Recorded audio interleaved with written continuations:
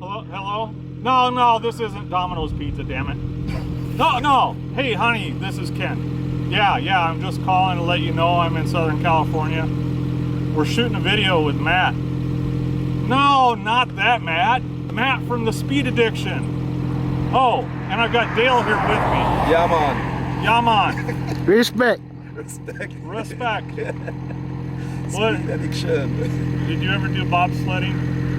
That's too cliche. No. Cool runnings. Hey, I'll be home sometime. Speed Addiction. Watch it. Got it. Cut.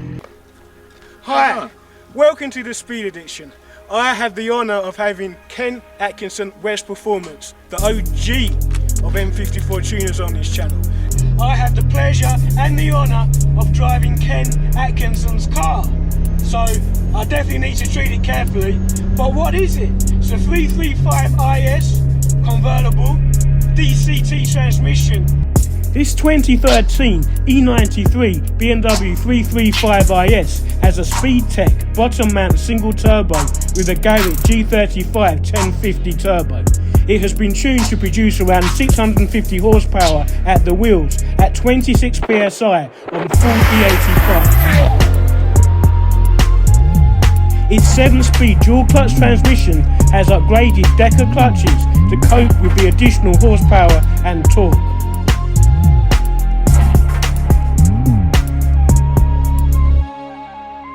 It also has a beautiful Vargas turbo valve cover and dual catch can setup.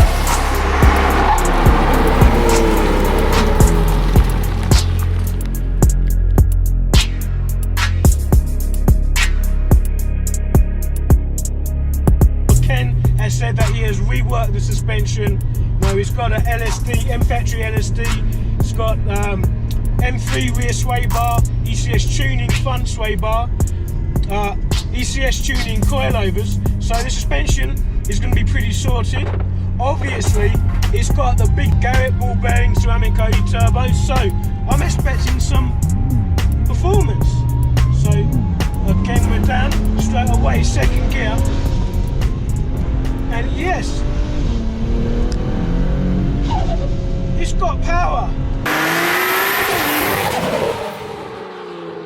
I love the sound of that. Love the sound of that Garret turbo, the noises. I love that. I love turbos, especially big ones. Again, it's keeping in third gear. There's a little bit of lag, and then wow. And it's so linear. It's not blowing the tyres off. It's just controllable. The car, it seems planted. It feels quite planted actually.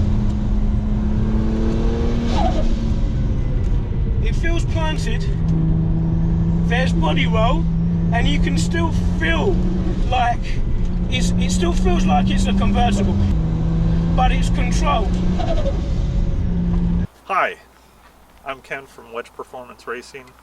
I started tuning roughly 10 years ago on this platform. I've been in automotive and racing something or another for the last 20 years, 30 years, 40 years. Actually, I started when I was like 12. Tell me about the engine much. Stock motor.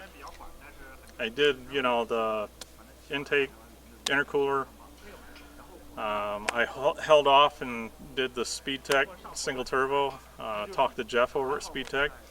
The new G series Garret turbos came out, and he didn't offer them yet, but I twisted his arm and went with the G35 1050 because I wanted something that spooled fairly quick, but not so quick that it made the car undrivable. I wanted something that came into power nice and linear, and the G35 1050 does the job. I mean, the car is in power, you're in boost by the time you go like halfway around like a right hand or a left hand turn, where the car wants to start getting loose.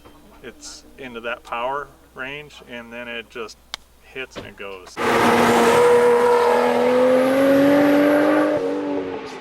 Yeah, I'm running precision Raceworks, black market parts, manifold with 550cc injectors. Nothing too crazy. Motive reflex.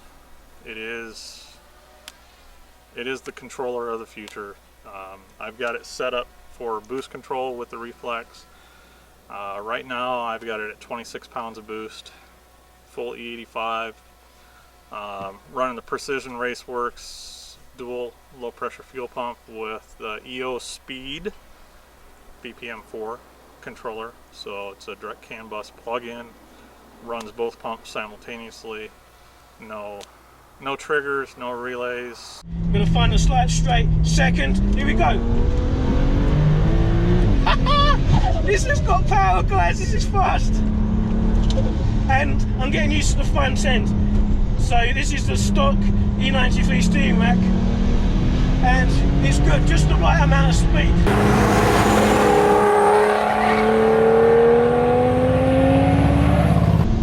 Okay, we're in 4th gear, and we're gonna do a pull as soon as this road straightens. Bang! Traction control flickering.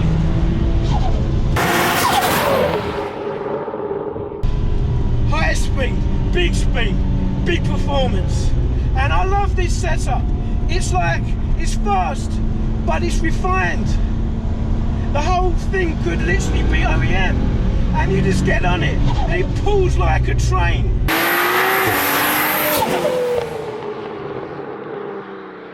Alright, so how did you get into BMW tuning? I bought one. 135i? No, I bought a 335, an 07 335 E92 back in 2010, and it wasn't more than 3 months after I bought the car, a little 4-cylinder turbo car handed me my ass, and I'm like, this isn't right. So I started doing some searching. I found Shiv Punkit from Vishnu Performance. He was one of the OGs. He was one of the OGs in the N54 game. Actually, he was an OG before Terry at Berger Motorsports.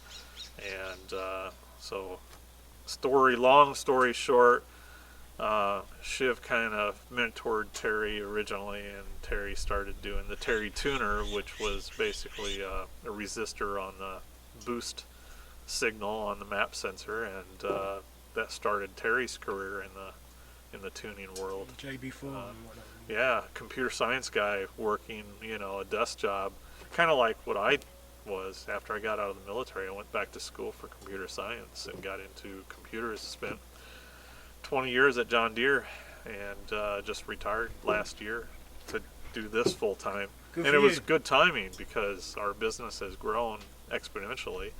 I have Steve Braskelis working for me, working with me.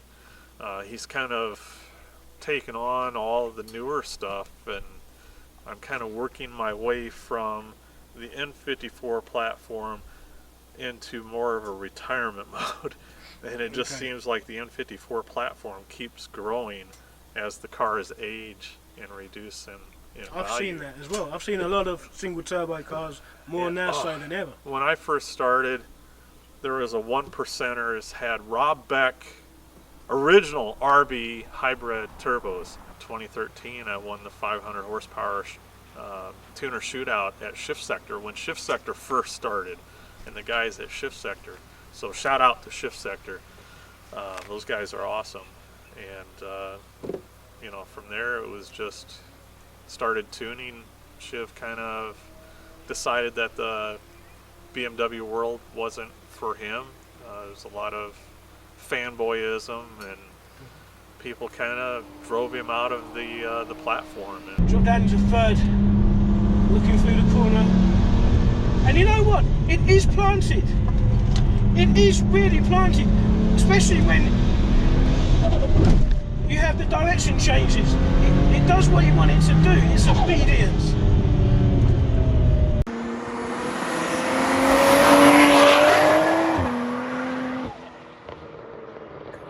Brakes are good. The rear end is planted, and that's probably the extra weight of the cabriolet paired with the M factory LSD, but I'm feeling confident in the rear, and I'm actually feeling pretty confident in the front. Man, this thing pulls out of corners like a train!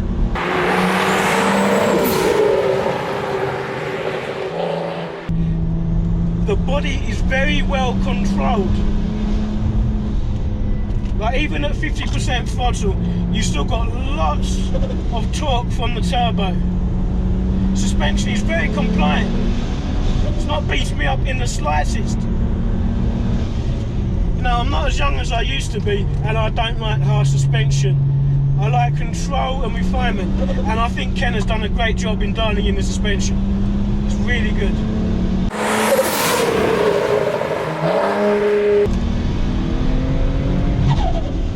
And yes, there's power here.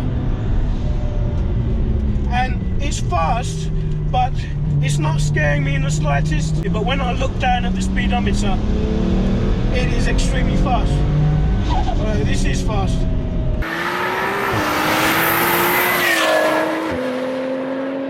Again, this front end, loads of grip, and easy car to drive. It's like, if you know how to control front engine rear wheel drive, you can just get in it and just go at a pretty good pace pretty easily.